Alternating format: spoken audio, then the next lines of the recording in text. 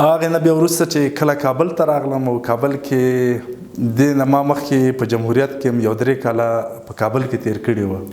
هغه حالات او بیا د اګست له 15 وروسته نو زه ډېر وخت به چې کابل ښار کې ګرځېدم ما به داسې فکر کوو چې اوس هم د جمهوریت وخت دی نو کله کله به ویره راسره زړه کې وه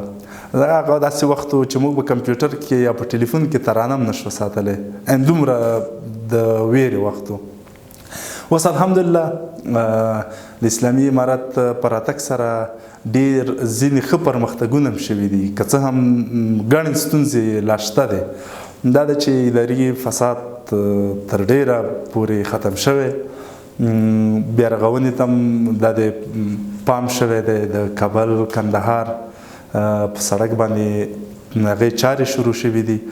د ګمرکونو عواید یو وخت کې د څو کسانو جیبونو ته تلل خو له ښه مرغه اوس دا عواید د دولت خزانې ته راځي او دولت هم بیرته پر عوامو لګوي